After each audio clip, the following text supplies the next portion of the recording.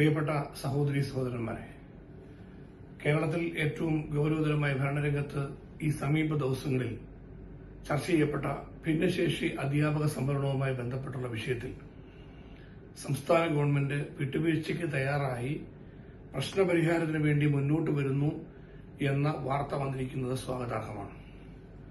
ഞങ്ങൾ ഗവൺമെന്റിന്റെ ഈ നിലപാട് മാറ്റത്തെ ഞങ്ങൾ സ്വാഗതം ചെയ്യുന്നു. ഈ പ്രശ്നം നിയമസഭയിൽ ഉന്നയിക്കുവാൻ ശ്രദ്ധ പ്രമേയത്തിലൂടെ മുന്നോട്ട് വന്നപ്പോൾ പ്രധാനമായും ഞാൻ ഉദ്ദേശിച്ചത് കേരളത്തിലെ 16,000-ഓളം വരുന്ന എയ്ഡഡ് സ്കൂൾ അധ്യാപകരുടെ നിയമന അംഗീകാരം സർക്കാർ എത്രയും പെട്ടെന്ന് നടപ്പാക്കി തരിക എന്നുള്ളതാണ്. അതോടൊപ്പം ഭിന്നശേഷി വിഭാഗത്തിൽ വരുന്ന ക്വാളിഫൈഡ് ആയ ടീച്ചേഴ്സിന് നിയമനം കിട്ടാൻ കഴിയുന്ന സാഹചര്യം ഉണ്ടാകണം. അതിനുള്ള തടസ്സങ്ങൾ പരിഹരിക്കപ്പെടണം. ഈ രണ്ട് കാര്യങ്ങളാണ് ശ്രദ്ധ പ്രമേയത്തിലൂടെ നിയമസഭയിൽ ശക്തമായി ഉന്നയിച്ചത്. ഗവൺമെന്റ് അന്നെടുത്ത സമീപനം വളരെ ഏറെ ചർച്ചാ വിഷയമാകുകയുണ്ടായി.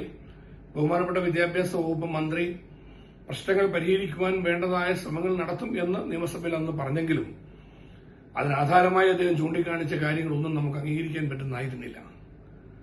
ബഹുമാനപ്പെട്ട നിയമസഭാ സ്പീക്കർ തന്നെ അന്നെടുത്ത നിലപാടും സഭാപിതാക്കന്മാരെ പോലും വിമർശിച്ചുകൊണ്ടുള്ള ഒരു നിലപാട് എടുക്കുകയുണ്ടായി.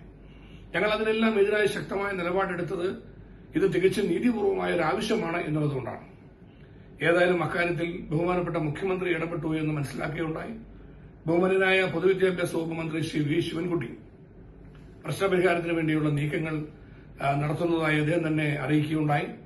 ഇതിന്റെയൊക്കെ അടിസ്ഥാനത്തിൽ ഇനി എന്ത് സംഭവിക്കുമെന്നുള്ളതാണ് നമുക്കറിയേണ്ടത്.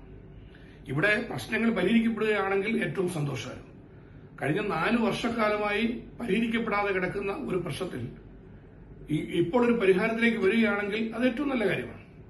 അതിനെ ഞങ്ങൾ വീണ്ടും സ്വാഗതം ചെയ്യുന്നു. പക്ഷേ ഈ കാര്യങ്ങൾ സംബന്ധിച്ച് ഗവൺമെന്റ് ഇപ്പോൾ എടുത്തിരിക്കുന്ന നിലപാട് NSS മാനേജ്മെന്റിന്റെ വിധിയുമായി ബന്ധപ്പെട്ട് വന്നിരിക്കുന്ന നടപ്പാക്കിയ സാഹചര്യങ്ങൾ തന്നെ മറ്റു മാനേജ്മെന്റുകൾക്കും ബാധകമാക്കുക എന്നുള്ള പ്രധാനപ്പെട്ട കാര്യം. അത് നിർവഹിക്കാൻ കഴിയുന്ന വിധത്തിലേക്ക് എങ്ങനെ കാര്യങ്ങൾ എത്തിക്കാം, അതാണല്ലോ നമുക്ക് വേണ്ടത്. അതിന് ഗവൺമെന്റ് മുൻകൈ എടുക്കും എന്നുള്ളത് തീർച്ചയായിട്ടും ഇവിടെ സൂചിപ്പിക്കുകയുണ്ടായി. പക്ഷേ അതുമായി ബന്ധപ്പെട്ട് കോടതിയെ കാര്യങ്ങൾ ധരിപ്പിക്കുന്നതിന് വേണ്ടിയുള്ള ശ്രമങ്ങൾ സർക്കാർ നടത്തുന്ന അടക്കമുള്ള ചില വിഷയങ്ങൾ അധ്യാപക സംഘടന ചില സംശയങ്ങൾ പ്രകടിപ്പിച്ചിട്ടുണ്ട്.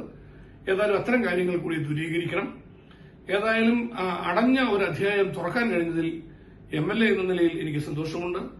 UDF-നെ സംബന്ധിച്ചിടത്തോളം കേരള കോൺഗ്രസ് പാർട്ടിയെ സംബന്ധിച്ചിടത്തോളം party chairman Shri P.J. Joseph sir നിർദ്ദേശപ്രകാരമാണ് നിയമസഭയിൽ നോട്ടീസ് കൊണ്ടുവന്നത്.